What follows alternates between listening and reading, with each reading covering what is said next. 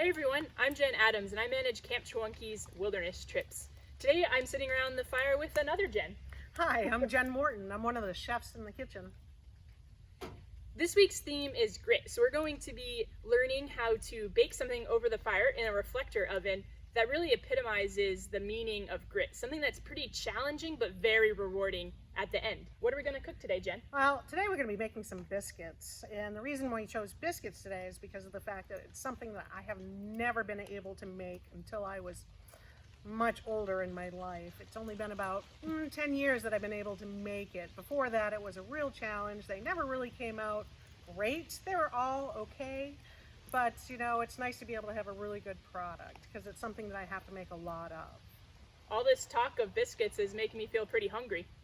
Awesome. I think maybe we should go make some. Sounds good, let's go. All right. So what do we have to do first? Well, make sure your hands are nice and clean because that's always a big thing. Then you may have to make sure that you have all of your tools that you're going to be needing to be able to make this. We have a pan with a cover. We also have a cheese grater. We have a sharp biscuit cutter, but if you don't happen to have one of these, if you have a knife, and you will also need to have some measuring spoons. We have a measuring cup, and this is a 1 cup measuring cup. We also have a nice clean flat surface to be able to work on. And then, of course, we need to have a bowl. Jen, can you talk about what are some of the ingredients that we need for these biscuits? Sure. One of the basic ingredients is going to be flour. And this is an all-purpose white flour. If you have a whole wheat flour, you can use that. If you have a gluten-free flour, you can use that. It's all pretty much interchangeable. Even a buckwheat flour is really nice with it too. So if you have a degree of those, or if you only have a little bit of white and you only have a little bit of whole wheat, you can go ahead and add them together because what's important is the quantity, not necessarily what kind it is, because flour is going to work like flour. Flour is flour. Flour is flour. Yeah. Awesome. What are some of the other ingredients that we have? We have a salt, and I have a table salt. It's not a kosher salt because there is a big difference between kosher salt and table salt. Table salt is better to use with your baking because the crystals are very small. Kosher salt has a tendency to be very big, and so it has a harder time being distributed through the flour. So it tends to be a little bit more chunky. The other ingredient that we're going to need is the baking powder. Don't get confused between baking powder and baking soda because they're two totally different things, even though they both begin with baking. This is a double-acting baking powder. It's going to start activating as soon as we add the milk and the butter into it. And then once it goes into the oven, it will also activate, and that's why they call it double acting. Baking soda only has one activation. So as you add your liquid into it, it starts to work and it continues to work. It doesn't stop working until the product is done. So big difference between the two. Yeah. They're both white. They both have the same consistency, and they both start with baking. But it's the soda and the powder part that you really need to make sure that you have correct. That's really interesting. Very important. And very confusing. Very confusing, very important. So it's something you need to take note of. The next ingredient is butter. And the thing about butter is this is where the recipe could really go wrong on you. And I've had a big challenge figuring out how to incorporate my butter into the flour. And there are many techniques, and people will tell you one way or another way. Growing up, it was always, oh, you take your butter and you go ahead and you cut it up into small pieces, and then you take your fingers and you kind of like massage it into the flour, and you're going to have a great product. And I never was able to do that. These are all great tools that actually work for a lot of different things, but not biscuits so much. I learned if you take a cheese grater and if you grate it in, you don't have to worry about the size. It's all very consistent, and then it's very easy to work with. And to make it easy to work with, always make sure your butter's cold, straight from the refrigerator or even from the freezer. The colder the better. The next ingredient is milk.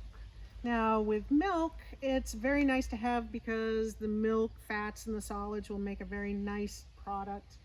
It gives it great flavor. It will make it tender. But if you don't have milk, you can go ahead and use water if you want, or even a chicken stock. Or it's more important that you have a liquid versus what the liquid is made out of. Well, it feels like you've shown a lot of grit by having all these challenges and continuing to try and get through it. Well, there's something to be said about a really good biscuit. And so, I really want to make a good biscuit. Me too. All right. We're going to be making biscuits. And the ingredients, we talked about what their role is. We're going to talk about the amount. We have 2 cups of flour. And to measure my flour, I have a dry measuring cup. And to measure flour, you would just go ahead and scoop your flour in to the very top. And if it overflows a little bit, that's okay, because you're going to take a straight edge and you're just going to swoop it off. And this is 1 cup of flour. The other ingredient we have is the salt. With this salt, this is 1 teaspoon. And I'm just going to go ahead and sprinkle it right there on the top. The next item is the baking powder, not soda, baking powder. And this is 1 tablespoon of baking powder. Now that I have the baking powder in the bowl, I'm going to be taking my fork and I'm going to be mixing it all together. You want to make sure that it's equally distributed through the whole flour. If you don't have a fork, that's okay. You can use your fingers because you're going to be using your hands through most of the mixing of the biscuits. And I'm feeling it and making sure that there's no lumps or bumps and everything is kind of like nice and smooth. The real important part is now. This is the butter. Now the butter, I pulled from the freezer this morning, so it should still be very cold. It needs to be. We're going to save this wrapper, and I'll show you why later. We're going to save this wrapper. And this is 1/4 cup of butter. I'm going to go ahead and drop it into my flour, just to go ahead and put it there while I save these for later. I am going to go ahead and coat it with a little bit of flour. I'm going to be using my cheese grater. Now this is the secret. You're going to be taking it and you're going to be grating it. Graters are very dangerous. You can actually get cut and you get these open wounds with them. So when you're using a grater, always make sure that your hands are in a safe position. I'm going to push down hard and then bring it over the surface. And it's fairly easy to do on this because the grater is very sharp.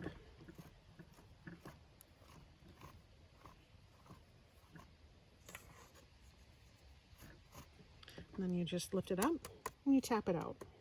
You want to make sure that on the inside you get all of the butter that's hiding inside the grater itself. You just reach on in and pull it out. And if that doesn't work, you can pick up any of your handy tools and scrape it out. Now that the butter is grated on top of the flour, we're going to actually fluffing the flour. That is a technical term.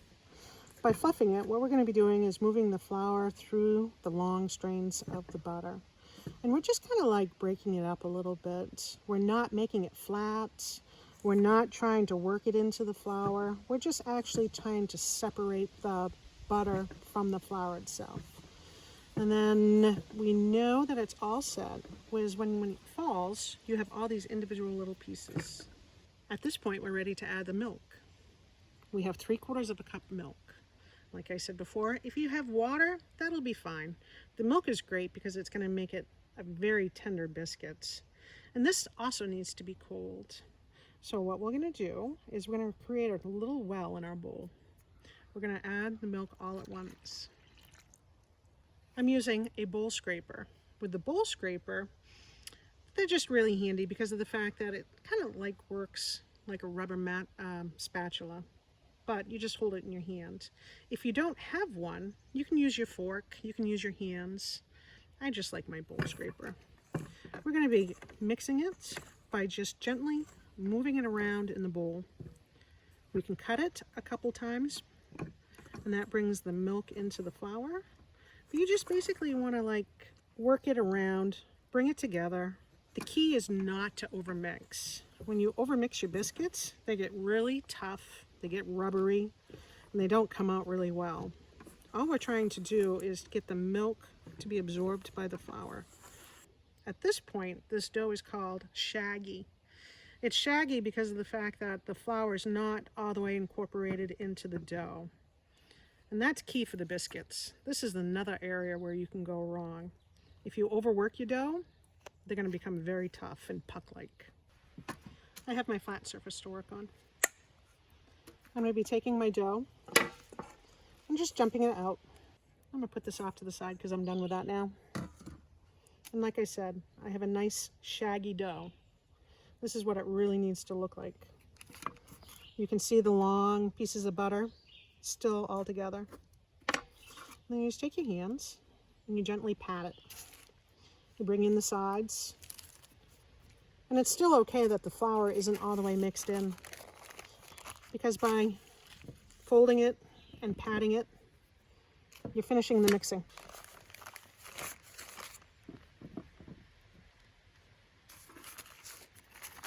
You don't need a rolling pin. You don't even need this paper. You don't need to have pine trees.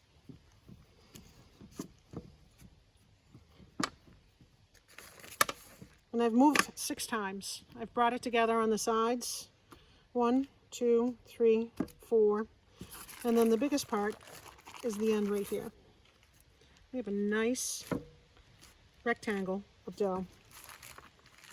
If you have some extra flour, this is where it could come in handy. I have just a bowl of a little bit of flour. I'm just going to dust it over the top. It's starting to stick a little bit. I flipped it over. I'm taking my fingers and I'm just patting it down. We want to make sure that this rectangle of dough is all the same thickness. And to be able to see if it is, I'm going to take my finger and I'm going to measure it. I'm going to say, oh, it's pretty much all the same thickness all the way around, which is great. I'm just going to flop it over one more time. I'm going to add just a little bit more flour so it doesn't stick. And there's my dough. At this point, we're going to take our biscuit cutter and we're going to cut out the biscuits. If you don't have a biscuit cutter, it's okay. The biggest point of a cutter is it's a sharp instrument. If you take a dull instrument and you try to cut something like this, what you're doing is you're taking all of those layers and you're pushing them together. When you have a sharp instrument and you go to cut your biscuits, what you're doing is you're cutting through the layers and they're still all going to be intact. So when I'm cutting my biscuits, I push down and I twist. Take my finger and push it out. I try to get as close as I can to the one that I did before because we don't want a lot of dough left over. So you push down and you twist. Take your little finger and push it in, down, and twist. Down, and twist. With the leftover dough, we're just going to go ahead and kind of like bring it back into its rectangle again. You don't want to do this too many times because that also will make the biscuits tough. The more you mix it, the more the flour will create a gluten. And the gluten is actually what gives it the chew. So once again, let's measure to make sure that they're all going to be the same height. You need to have your biscuits all pretty much the same size, the same height, for them to be able to cook evenly in the oven. So once again, I push down and twist. We're going to be using a pan today. And I'm going to take the leftover butter that was from the outside of my butter that I used in the recipe and kind of like mush it around the bottom of the pan and grease it. The biscuit's going to be placed in the pan. The other nice thing about biscuits I kind of like is they need to have friends. They all need to like touch each other, shoulder to shoulder, all next to each other. And because they use each other to be able to go ahead and when they rise up in the oven, they'll be nice and straight. How would you cook these in a normal kitchen? Oh, you're going to preheat your oven to 450 degrees. And you're going to turn on your oven as soon as you start getting all of your ingredients together. When you say preheat, you think it's only going to take a few minutes, but actually it takes 5 to 10 minutes for you to preheat the oven. We're going to add a little extra grit to how we're going to cook these biscuits today. We're actually going to cook them over with a fire in what's called a reflector oven, and Hannah's going to teach us a little bit more about that. Wow, these the biscuits? Have some biscuits. We're here with Hannah, one of our wilderness trip leaders, and she's going to tell us a little bit about the reflector oven. What do we have going on here, Hannah? Yeah, so to make it more easy for us to bake on trail, we can bring this reflector oven with us. You set it up right behind your fire, and it allows you to harness the energy of that fire for a slower and longer bake. Just like preheating your oven, you're going to want to preheat your reflector oven by starting a fire and letting the area in there start to warm up. One of the next steps you're going to want to do is keep your fire going, but nice hot coals are some of the best. You're not going to have an exact time like you might at home. One thing we like to do to make sure we're getting an even bake is to use a fire glove as your pan heats up and give your pan a quarter turn rotation to make sure that heat is getting equally to all parts, and to check on your biscuits every so often. The way the reflector oven is set up, you can lift the tray in the back to open up without having to reach over your fire and check on the biscuits right in there, and then put it back down to trap that heat in and keep them cooking. So Jen, when you're cooking your biscuits, how do you know that they're done? So halfway through the cooking, just like your quarter turns, you actually have to take and rotate that pan that you're using so the front is cooked and the back is less. You need to keep on moving it around for the airflow to be able to make it nice and golden. Something that you're going to be looking for. It's going to be a little golden on the top and golden on the bottom. So by you moving it every quarter turn, you're not going to end up with black on one side and undone on the other. I think I might have done that before with baking over a fire. Oh, I've done it in the oven. It's easy to do. I can't wait to eat some golden brown biscuits. Okay, I think the biscuits are done. Wow. I'm so excited. I love biscuits. They smell really good. Okay, the big reveal. Ooh. Mmm. Do we each want to grab a biscuit? Yeah, they might be pretty hot, but Oh, thank you so much. Warm biscuits. This is the best moment of my day.